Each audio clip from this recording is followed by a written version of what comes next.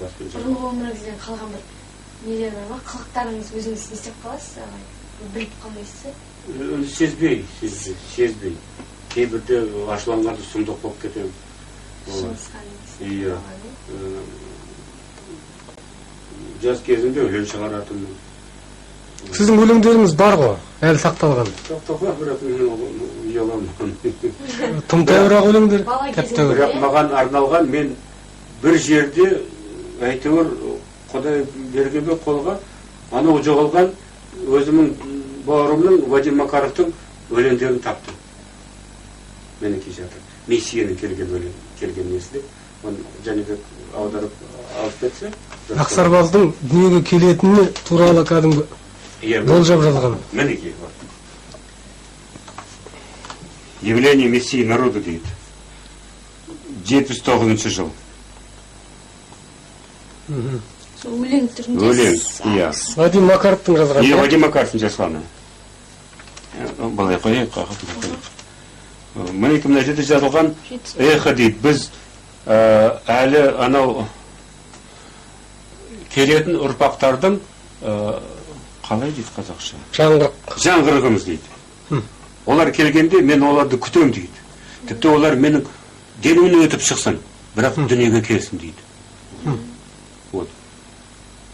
Анау кетсін анау қазірға строй дейді. На строй не станет им помехой дейді. Мен рухну бездну просто верней, ведь сами всего лишь эхо иных неведомых людей дейді. Сонда. Они придут, их будет много, но все в невидимой броне, и главный вождь в короне алый пройдет торжественно по мне дейді. Менен өтеді дейді. Менің денемнен өтеді дейді. Ол қайтыс болды. Кім? Вадим Макаров. 87 жылы тәп менің туған күнімнің алдында 20 майда ол дүние салды. Предтечи дейді. Сонда бұда не жазылған? Предтечи деген алғашқы адамдар. Жаңа ғасырдың адамдары дейді. Аға, сіздің кітапта бар ғой? Орыс халқының желтоқсан оқиғасынан кейін қарымысын жеңілдетуге. Ол сол. Манағы себепші болған орыстың несі? Сол, иә. Өкілі. Серафима. Халық пайғамбары. Халық пайғамбары сол Вадим Макаров. Бұны жазылған тәп маған. Шаршаған. Оқып жіберіңізші. Шаршаған бауырға дейді. Мен білем, сені шаршадың. Бұл дүниеде денемді тасуға. 1000 рет өлдім, 1000 рет тірілдім дейді. Қолдың несін кидім дейді. Ошейник дейді. Пирамиданы қойып. Сені бір кеметкенде үлкен сөзді тастадым дейді. Сен енді қазір дауысты естігенде періштелердің жолға шықтың дейді. Енді күшің жетсе сол жолда. Иә.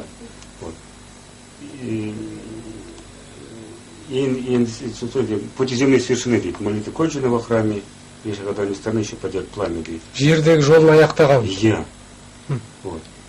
Енді сол жолды шыдауға шамың болса, бірақ қасиеттана аурумен сенің денеңді кісендеп тұр дейді. Енді сен сонша шаршадың, и ты недаром такой стал, дейді, плати свой голос по тропам мира среди гранитных школ скал на полпути к огню эфира дейді. Бұл 79 жыл, 10-10 шілде. Ғарыш шайқасынан кейінгі сіздің өте шаршаған кездегі жазылған ғой. Бұрынғы өміріңіздегі. Иә, сол менің жолдасым қасымда болған. Аға, сонда Вадим мына ғарыш сарбазының қазақ екенін сезді ме? Мына жерде жазылған. Мінекей явление Мессии, мен қазір оның тағында бір несін табам, ол ашықтан ашық жазған қай жерден ол шыққанын. Мінекей тағында Мессия. Ол бәрде Мессия. Ол қазір мына жерде, ол ашықтан ашық жазылған. Мессия тағында, ол қазақтың жері дейді мінекей. Қазақтың жері.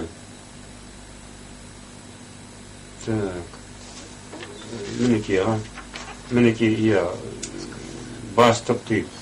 Мінекей, ұстаз дейді. Қазір бәрін табамыз. Оның Мессияның, Менеке айтады. Енді қазір ол Мессияның келгені басқаша болады дейді. Ол алыс жерден келмейді дейді. Ол кешке таман келіп терезені тақылдатпайды дейді. Ол енді құпия біздің ортамызда өмір сүріп жүр дейді. Күтіп жүріп, қашан кәрімнің жолы келеді. И сағаты келеді. Мінекей. Енді тағында бар. Степ, мінекей, степ. Степ дейді.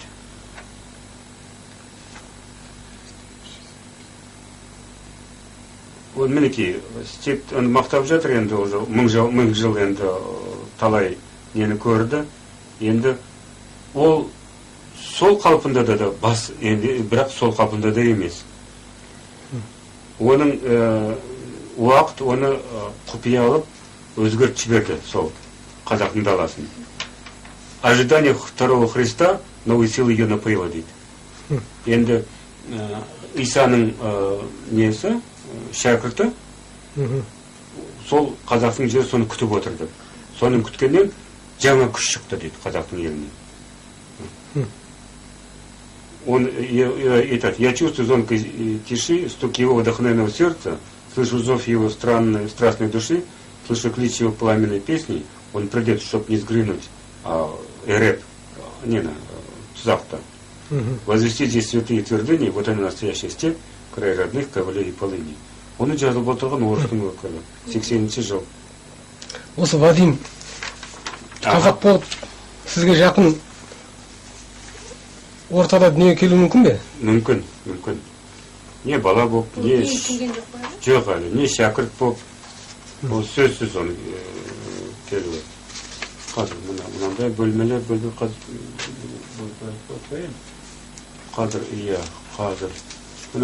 Жақұт жұлдыз деген несі бар оның.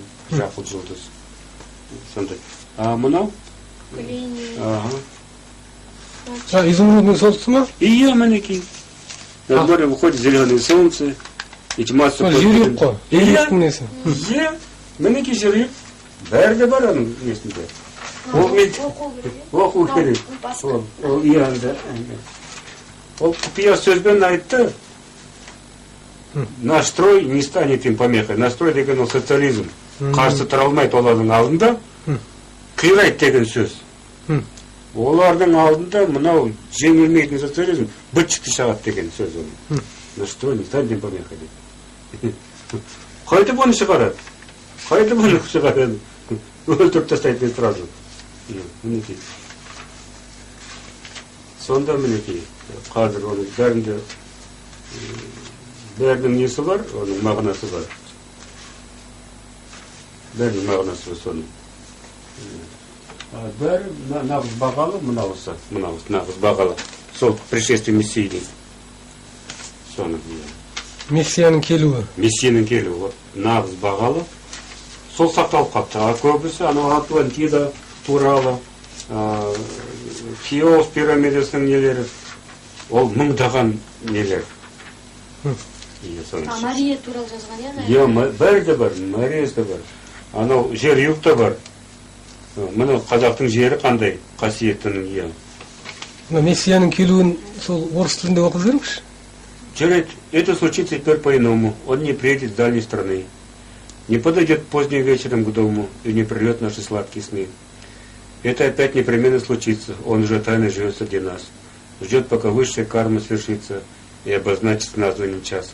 Ждет он, пока пламень сердца согреет и загорится во мраке звезда. Ждет он, пока солнце лучше согреет снежные склоны крутого хребта. Ждет он, покуда мы сами братья. Тело его не соберем по зерну. Ждет он, покуда не смолкнут проклятия, не прекратится поход на войну. Ждет он высокого горнего знака, некого срока бессмертных небес. Ждет сочетание звезд зодиака. Ждет нашей веры возможных чудес. Ждет, чтобы открыться народу земному и повести за собой навсегда. И это случится теперь по-иному. Скоро, но кто знает точно, когда это. Басқа жерге алып кететін туралы да айтылған, а? Иә, айтылған. Қазір мен тағында бір-екі өзінің сүйетін тақпақтан айтып берейін. Оның несін, иә. Явление там дадить. Ну вот и дождались мы, братья, Мессию. Идет он к нам светил ясным лицом, чтоб мир пронести в роковую стихию и веру святой вернуть в каждый дом. Ждет он порок обличить перед миром, ваши грехи искупить на кресте, чтоб помочь обойденным эфирам, сердце наполнить красоте и мечте, чтоб спасти тех, кто честен душою, тех, кто деньги и вещи всегда презирал. Идет, как по воздуху, легкой стопой, и очи сияет, как некий кристалл. Склонитесь, о братья, колени и вы, очнитесь от лишних обид и забот. Привет сердцем явления Мессии, что нас к новой жизни с собой приведет. Тягнал Маргари. Дед Песик, значит, жил. И так он Маганароган устаз дит. Он посещал мою обитель во все времена, во века и времена. Он говорил со мной, учитель, во время праведного сна. Он говорил, что пламя сердца, как искра в полуночной мгле, и что союз единоверцев восторжествует на земле. Он говорил, что очень скоро ждать должно в мире перемен, ждать объявления приговора и логики всех тюремных стен. Он говорил, и раз за разом душа светлела, словно храм. Он говорил и верил разом его возвышенным речам. Мне не поверят люди вправе, ночь так коварна и темна, но каждый сон есть отблеск яви, а явь есть отражение сна. Қандай терең философия. Мінекей, тағында Мессия. Не бойтесь, люди, это Он, кого давно мы тайно ждали, о ком вечер был вещий сон, кто призван исцелить печали. Да, это Он, чья доброта свободна от мирских желаний, чья путеводная звезда нас проведет в густом тумане.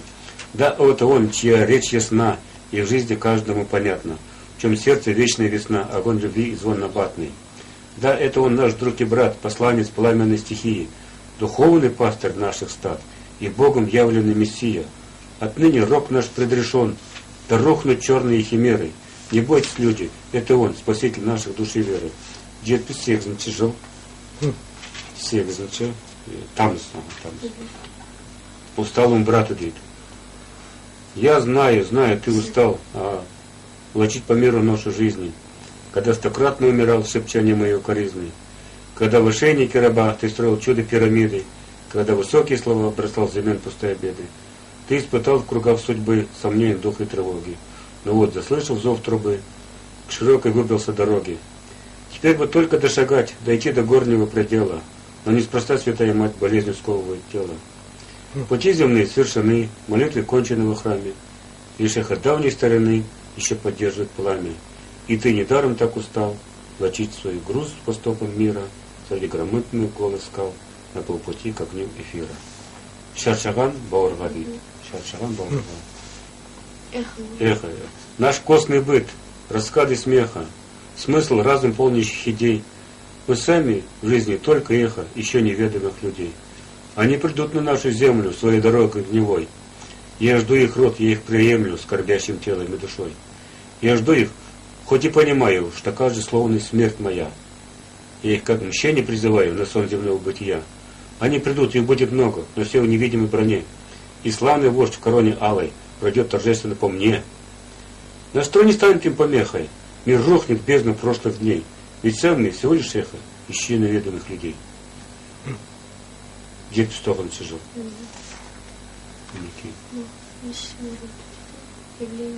Мессия тағында мінеки жаңа. Сол кезде ол Вадим қанша жаста болды? Ол менен 10 жас үлкен. 32 жылда дүниеге келген, ақпанның 17-сінде.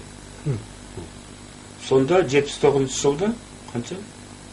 45-те. 45-те. Ол қазу. Ол 54 жасқа келіп, 55 жасқа келіп қайтыс болды. Вот тағында. Вот тот, кого мы ждали смиренно столько долгих лет, чье сердце полное печали, для нас как негасимый свет. Вот тот, кто послан небесами на землю, чтобы вернуть любовь, чтоб никогда в священном храме невинных жертв не лили кровь. Вот тот, кто знает правду истин и свято собственный я, кому издревле ненавистен позор земного бытия. Вот тот, кому открыто время, вперед за 1000 годов, кому чужда ночная темень и будни наших городов. Вот тот, кто поведет нас дальше, в иные земли и края, чье слово не подвластно фальши, и душу жжет сильнее огня.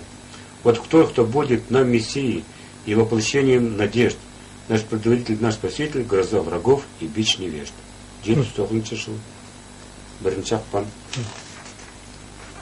Степь, он обязательно победил. Вот она, настоящая степь. В ярком блеске, безоблачный синий. Степь, что сердцу дороже, чем хлеб. Край родных полыней и ковылей. Она та уже тысячи лет в мире в широте своих вечных раздолей, в сладкой славе монгольских побед, в красоте своей сказочной доли. Она та и все же не та. Время тайну ее изменило. Ожидание второго Христа новой силой ее напоило. Я чувствую звонко тиши, стук ее вдохновенного сердца. Слышу зов его страстной души, слышу клич его пламенной песни. Он придет, чтоб не зринуть реп, возвести здесь святые твердыни. Вот она, настоящая степь, край родных, ковалей и полыни. 80 жыл, он екінші, маусым. Я крайка же стал же. Вожатый вид. Учитель. Учитель. Да он шагает впереди, невидимый вожатый, и сердце стук его в крови, как дальний снова, как дальний зов набатный. Мы вслед за ним бредем толпой, слепые и глухие. Но скоро грянет страшный бой со злом ночной стихии. Но скоро возвестит рассвет, лед крылья лебединых, и рухнет груз минувших лет среди степей полынных. Но близится конец пути, и за грехи расплата, то он шагает впереди, невидим вожат. 80 жыл. Тамаша жазылған екен. Тамаша. Қазіргі неге дәл келеді? Дәл келеді. На учителя. Учитель идет. Учитель нас учил добру, в ее высоком преломлении. Учил жить честно на миру и сердцем отвергать сомнения. Учитель нас учил любви, без опьянения развратом, без отравления аи, без преклонения пред златом. Учитель нас учил труду крестьянскому на пашне. Учил, как превращать руду в литой металл и строить башни. Учитель нас учил мечте, законам жизни и природы. Учил бессмертной красоте, животворящей наши годы. Учитель нас учил всегда, учил везде, учил повсюду. Быть верны знамени Христа и гордо презирать его воду. 80 жил. Бөлмелер бәр темалар. Ол және көз зерттеді. Мына сөздің кейбір түсінбейтін жерлері ол өзі христиандық болған. Сонда бірінші мессияны сезген христиандықтар болды. Осы дүниеде қайтадан. Ол бұрыннан да Исаны көрген бірінші деп, оны сен мессиясың деп Исаны сөйтіп атақтады. Оның алдында ол не болды? Исаны көрген кім еді? Иоанн ба? Петр. Бірінші Исаны сен мессиясың деген Петр болды. Петр пайғамбар. Петр. Деген 3 рет оны сатқан Петр. Исаны иә. Шәкірті болды. 12 апостол. Сол сатқан, жоқ, ол Иуда сатқан, а мынау бас тартқан адам. Менің шәкірт емес қой. Деген ол оны жұмаққа жіберген жоқ, жұмақтың алдында кілтпен тұр ол. Қазір осы күнге шейін. Бірақ неде емес, тұзақта да емес. Бірақ жұмақта да емес. Жұмақтың қақпашысы. Қақпашысы. Сонда Вадимнің рухы. Сол.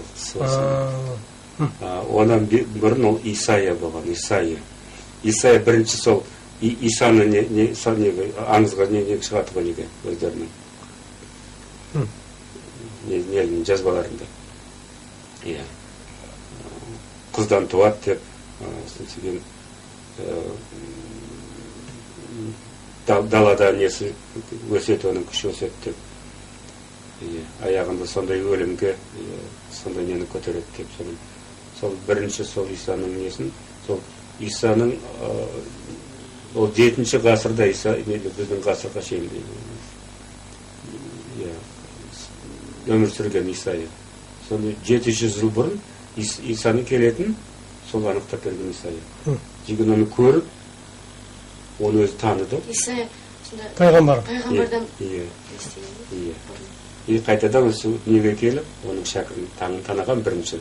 Сондай жақсы поэзия. Кармы ойынша екен ғой, иә. А басқа ешкімнің оған құқы жоқ. Ешкімнің құқы жоқ. Одан басқа ешкімнің құқы жоқ. Басқа бәрі де не. Осы күнге шейін Оның несі шыққан жоқ әлі. Қазір бір адам табылды, шығарам деп. Қанша жыл өтті? 24-25, 77 жылдағы несі бар, оның 78 жылдағы бар нелері. Кейбір нелері, соның Жақұт жұлдызы ма, сол 77 жылда шыққан. Сонда уже 25-26 жылдай болды соның.